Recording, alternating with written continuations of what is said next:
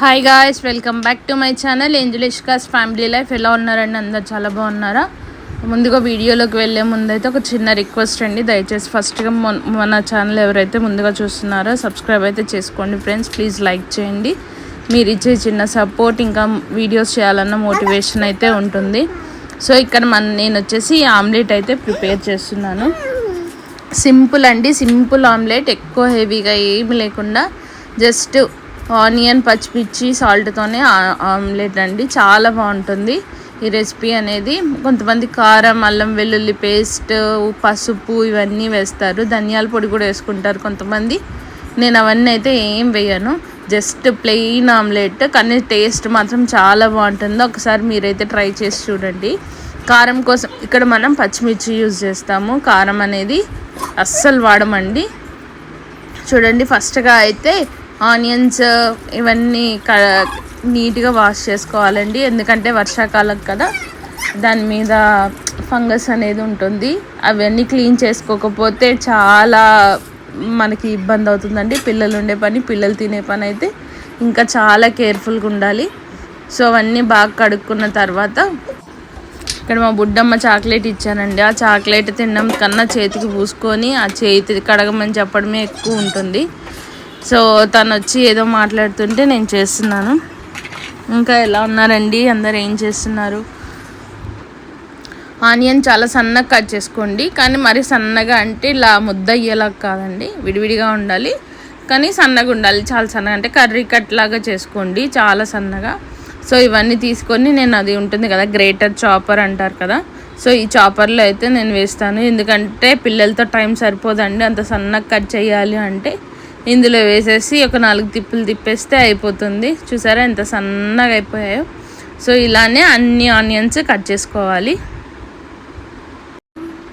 Onions అన్నీ ఇలానే మొత్తం అన్నీ కట్ చేసుకోండి. కట్ చేసుకున్న తర్వాత పచ్చిమిర్చి అయితే ఇలా కట్ చేయకండి, ఎందుకంటే పిల్లలు తింటారు అనుకునే వాళ్ళైతే పచ్చిమిర్చిని విడిగా కట్ చేసుకోండి. ఇందులో వేసి కట్ చేస్తే ఏంటంటే ఆనియన్ మొత్తానికి పచ్చిమిర్చి ఫ్లేవర్ అనేది ఉంటుంది, కారం అనేది ఎక్కువ అనిపిస్తుంది పిల్లలకి అయితే జస్ట్ సాల్ట్ ఆమ్లెట్ లాగా వేసేసుకోండి. ఇక్కడ పచ్చిమిర్చి అనేది నేను సన్నగా కట్ చేస్తున్నాను, అందులో వేయను. సో నాకు మా వారికే కాబట్టి 2 పచ్చిమిర్చి అయితే తీసుకున్నానండి. ఆ 2 పచ్చిమిర్చి కూడా చాలా పెద్ద పెద్దగా ఉన్నాయి, నాకే ఎక్కువ అయిపోతుందేమో అనిపించింది. సో సగమే కట్ చేశాను నేను. ఇలా సన్నగా కట్ చేసుకోండి. ఎక్కువ కట్ చేసుకుంటే చిన్న బైట్ తీసుకోగానే కారం అనిపిస్తుంది, తిడతారు ఇంకా మనల్ని. ఆనియన్ అన్నీ కట్ చేసుకున్న తర్వాత మనం ఏదైతే కట్ చేసుకున్న ఉల్లిపాయ ఉందో ఉల్లిపాయలో సాల్ట్ వేసుకొని బాగా మిక్స్ చేసుకోవాలండి. కిచెన్ ఎప్పటికప్పుడు క్లీన్ చేసుకుంటేనే కొంచెం మనకి బర్డెన్ అనేది అనిపిదండి, లేదంటే చాలా బర్డెన్ అనిపిస్తుంది. ఒక్కొక్క రెసిపీ చేసినా కానీ ఒక 4-5 ప్లేట్లు అయితే పడతాయి. సో ఇక్కడ చూసారు కదా, 5 ఎగ్స్ అయితే తీసుకున్నాను. మేము 4 మెంబర్స్ కదండి. మా అమ్మ వచ్చేసి మా అన్న దగ్గరికి వెళ్ళింది, మా అమ్మ వాళ్ళ ఇంటికి వెళ్ళింది. సో మళ్ళీ వస్తుంది తను.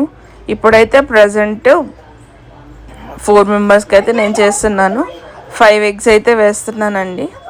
ఫస్ట్ ఆనియన్ సాల్ట్ బాగా మిక్స్ చేసుకోవాలి, అప్పుడే ఈ సాల్ట్ అనేది ఈవెన్గా స్ప్రెడ్ అవుతుందండి. ఎగ్ వేసిన తర్వాత ఉప్పు వేస్తే అంత తొందరగా కలవదు. ఫస్ట్ ఆనియన్లో అయితే తొందరగా ఈజీగా కలిసిపోతుంది.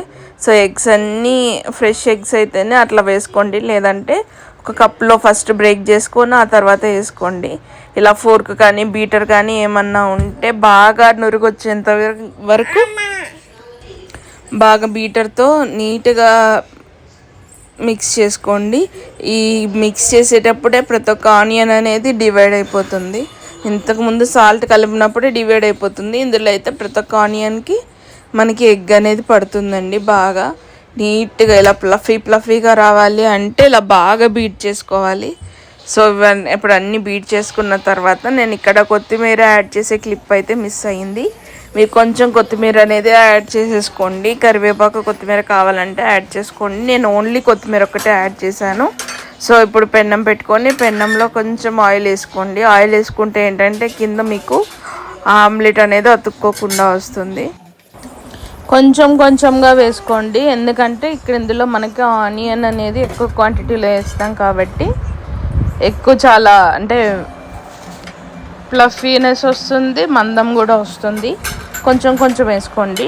సో ఇలా వేసుకున్న తర్వాత సిమ్లో ఫస్ట్ హై ఫ్లేమ్లో ఉండాలి. ఆమ్లెట్ వేసేటప్పుడు ఆమ్లెట్ వేయగానే సిమ్లో పెట్టేయండి, ఎందుకంటే ఆనియన్ కూడా బాగా కుక్ అవ్వాలి కాబట్టి. అలా మిడిల్లో ఒకసారి తీసేసుకున్న తర్వాత ఫోర్క్తో స్పూన్ అంటే హోల్స్ పెట్టుకుంటే మీకు ఈవెన్గా కుక్ అవుతుంది మిడిల్లో కూడా. సో దాన్ని తిరిగి తిప్పేసుకున్న తర్వాత ఈ కలర్లోకి అయితే రావాలండి, మాడిపోకూడదు, ఎర్రగా అవ్వాలి. ఇదిగోండి ఇలా బ్రౌన్ కలర్లో రావాలి. ఇక్కడ ఇంకొక ఆమ్లెట్ కూడా వేసి చూపిస్తున్నాను చూడండి. సో నాకు మొత్తం 5 ఎగ్స్తో 4 ఆమ్లెట్స్ అయితే వేసుకున్నాను. ఇందులో అసలు పచ్చిమిర్చి వేయలేదు, ఫస్ట్ 2 పిల్లల కోసం వేసాను. దాని తర్వాత నేను ఏదైతే కట్ చేసిన పచ్చిమిర్చి ఉందో అవి నేను యాడ్ చేసుకొని నాకు మా వారికి అయితే వేసుకున్నామండి. ఇక్కడ వచ్చేసి మా పిల్లలకి ఫుడ్ పెట్టేసిన తర్వాత మేము తినేసిన తర్వాత నైట్ రొటీన్ అండి. సో అంట్లన్నీ తోమేసుకొని పడుకుంటే అప్పుడు ప్రశాంతంగా నిద్ర పడుతుంది. లేదంటే పొద్దున్నే లేగానే కిచెన్ చూడగానే కోపం వచ్చేస్తుందండి. పిల్లలకి స్కూల్కి మొత్తం క్యారేజ్ రెడీ చేయాలి కదా. సో ఆ పాపకి రెడీ చేసేటప్పుడు ఫస్ట్ కిచెన్ క్లీన్గా అనిపిస్తే మార్నింగ్ కూడా ఈవెన్ బాగా చేసుకోవాలనిపిస్తుంది, లేదంటే చిరాకుగా అనిపిస్తుందండి. సో ఇక్కడైతే నేను మొత్తం క్లీన్ అయితే చేస్తున్నాను కిచెన్లో. మా వారిని మా పిల్లల్ని పడుకోబెట్టమని అయితే చెప్పాను. సో అతనైతే పడుకోబెట్టడానికి వెళ్ళాడు. యష్క అయితే తొందరగా నిద్రపోతుందండి మా వారితో, కాకపోతే చిన్నది మాత్రం నన్ను కనిపెట్టుకొని నాతో పాటే మేల్కొని ఉంటుందండి. చిన్నప్పుడు మా యష్కమ్మ కూడా ఇట్లే ఉంటుండే, పెద్ద పిల్ల. తను కూడా నేను నిద్రపోయేంత వరకు పడుకునేది కాదు, నేను పనులన్నీ చేసుకొని పడుకునేంత వరకు కూడా నాతోనే మేల్కొని ఉండేది, నా వెనకాలే తిరుగుతూ. ఇప్పుడు చిన్నది కూడా అలానే చేస్తుంది. మేబీ పిల్లలందరూ అలానే ఉంటారేమో. సో ఇక్కడైతే నేను మొత్తం క్లీన్ చేసేసుకొని మార్నింగ్కి ఏం చెయ్యాలి ఏంటి అని చెప్పైతే ప్రిపేర్ అవుతూ ఉన్నానండి. సో దోసపిండి కూడా ఉండింది, దోసపిండి కూడా కొట్టేసుకున్నాను. దోసపిండి మిక్సీ పట్టి ఫ్రిడ్జ్లో పెట్టుకుంటే మనకు ఒక 3 రోజుల వరకు అయితే ఎటువంటి ధీమా అనేది ఉండదు, హాయిగా ఉండొచ్చు. మార్నింగ్ టిఫిన్ సెక్షన్ కానీ ఈవినింగ్ పిల్లలు ఇంటికి రాగానే కానీ వేసి ఇవ్వడానికి అయితే మనకు ఉంటుంది. మా పాపకు ఫేవరెట్ అండి దోశ అనేది. దోశ రోజు పెట్టినా కానీ తింటుంది. మాకు కూడా చిన్నప్పటి నుంచి దోశ అనేది ఫేవరెట్, దోశ ఎర్రకారం అనేది. సో కంపల్సరీ మా ఇంట్లో అవైతే ఉంటాయి. సో ఇక్కడ అంట్లన్నీ మొత్తం అన్నీ క్లీన్ చేసేసుకున్న తర్వాత మా పాపకి పాలు కల్పిస్తే పాలు అయితే ఒక పక్క వేడిగా ఉన్నాయండి. సో ఈ పెయిన్ల బాధ ఎందుకో ఏమో అండి, నాకైతే ఈ పెయిన్లు మా పిల్లలకి నా యష్కమ్మేమో సరిగా తీపించుకోదు, అవేమో నాకు కూడా వస్తాయి. సో ఈ పెయిన్ల బాధ అనేది చాలా ఎక్కువగా ఉంది. పెయిన్లు పోవాలంటే టిప్ చెప్పండి. వేపాకు నూరు పెట్టాలని చెప్పి పెయిన్ల మంది అని చెప్పి ఏదో మెడికల్ షాప్లో షాంపూస్ అని అన్నీ వాడి చూసాము, కానీ పెయిన్లు పోతున్నాయి కానీ వీపులు అంటారు కదా, ఎగ్స్ అయితే అలానే ఉండిపోతున్నాయి. ఇప్పుడు కూడా బ్యాక్గ్రౌండ్లో మా పాప వాయిస్ అయితే మీకు వినిపిస్తుండొచ్చు, ఇగ్నోర్ అయితే చేయండి. ఇద్దరికి ఫీవర్ అండి, ఇద్దరికి సడన్గా ఫీవర్ వచ్చింది. మేబీ మా అమ్మ వెళ్ళిపోవడం వల్లేమో. ఇద్దరు అంటే 2 years మా అమ్మ నాతోనే ఉన్నది కదా, ఇప్పుడు వెళ్ళింది తను. సో వెళ్ళినందుకు ఇద్దరు బెంగ పెట్టుకున్నట్టున్నారు, ఇద్దరికి ఫీవర్ వచ్చిందండి. పెద్దదైతే పైకి చెప్పి ఏడ్చేస్తుంది, కానీ చిన్నదైతే చెప్పుకోలేదు కదా, అది వెతుక్కుంటూ బెంగకేమో ఫీవర్ అయితే వచ్చింది. సో ఇక్కడ క్లీన్ మా అమ్మ ఉంటే మాత్రం నాకు చాలా హెల్ప్ఫుల్ అండి. మా అమ్మ అన్ని పనులు చేసి పెట్టేది నాకు ఎదురు.